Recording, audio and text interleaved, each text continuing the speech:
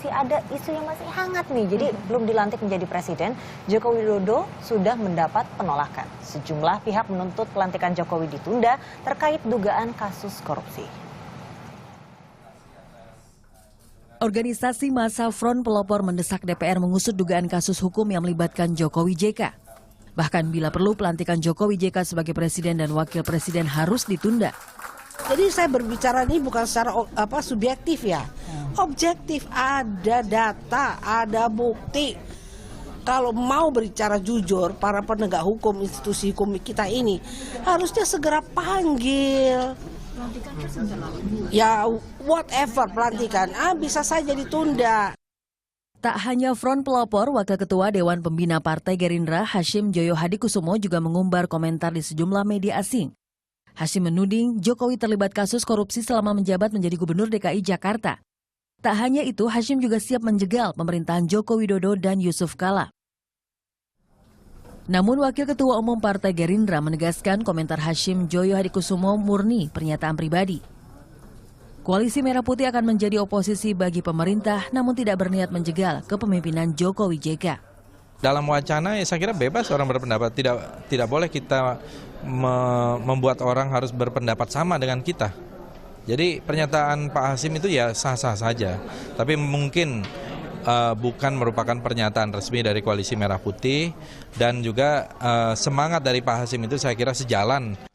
Kontroversi itu tak merisaukan pasangan Jokowi JK. Pasangan ini memilih santai menanggapi isu penjegalan pemerintahannya yang bahkan belum dimulai.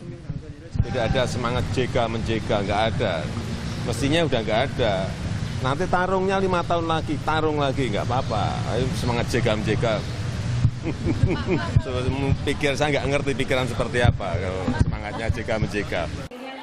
Wakil Presiden terpilih Yusuf Kala bahkan yakin sejumlah partai politik yang ada di Koalisi Merah Putih akan mendukung semua kebijakan dan program yang pro rakyat. Tidak akan.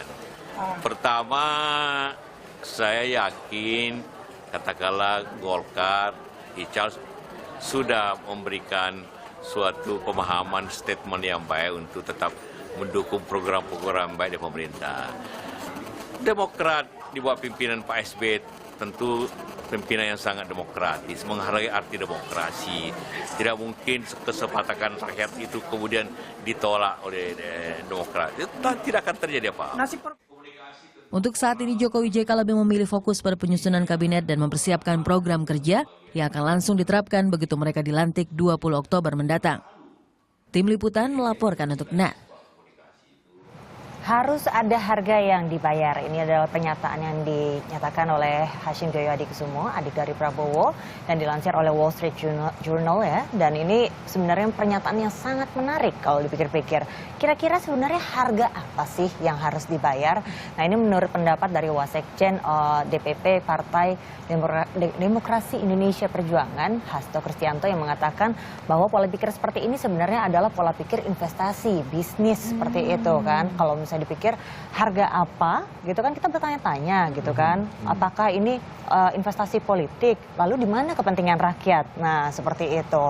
Aduh ini kompleks sekali ya. Iya, tapi kalau ngomong-ngomong soal Arni, bro, ada very good topic gitu kan. Kalau kita ngomongin soal kepentingan rakyat dengan kisruh politik yang saat ini sedang terjadi, benar yang akhirnya menderita dan agak gundah gulana adalah kita sebagai rakyat. Bener. Ini ada yang menarik teman-teman, ada temuan terbaru dari Lingkaran Survei Indonesia dengan penelitinya Denny J.A. kemudian Aji Alfarabi. Mereka menyatakan bahwa sebenarnya mayoritas publik Indonesia saat ini, sekitar 77% dari responden menyatakan mereka sangat khawatir dengan kondisi politik saat ini. Alasannya ada dua. Jadi alasan pertama itu adalah karena parlemen sudah dikuasai oleh koalisi yang berseberangan dengan Jokowi, maka mereka takut nanti segala kebijakan dari Jokowi dan juga JK tidak akan mulus atau tidak akan berjalan dengan baik, alias ada jegal-menjegal seperti tadi. Kemudian juga publik juga khawatir dengan kondisi politik 5 tahun mendatang yang hanya akan dipenuhi oleh konflik politik elit. Aduh, gitu.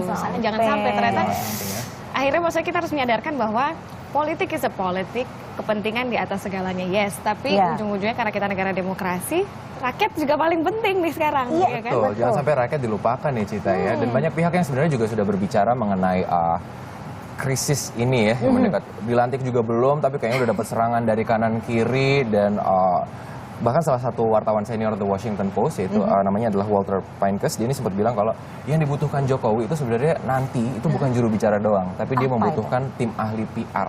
Bagaimana membangun strategi communication plan gak cuma ke rakyat, tapi kepada lawan-lawan politiknya juga. Wah, menarik nih. Tapi juga kalau misalnya dipikir-pikir gitu, ada pernyataan-pernyataan yang mengatakan bahwa Jokowi sendiri sebenarnya cukup pede gitu ya dengan adanya manuver-manuver politik seperti ini. Betul. Seperti halnya pada saat dibilang bahwa akan dijegal gitu kan, lalu misalnya kebijakan-kebijakan yang mungkin akan dimentahkan lagi gitu kan oleh koalisi yang berseberangan. Dan itu menduduki sebagian besar dari parlementer. Tapi dia bilang katanya, loh Indonesia itu bukannya presidensial, bukan parlementer. Nah itu satu. Dan yang kedua itu adalah dia tidak segan untuk menggunakan hak vetonya apabila ada kebijakan-kebijakan yang tidak memihak kepada masyarakat. Itu nah, dia. seperti itu. Nah, ini kan kalau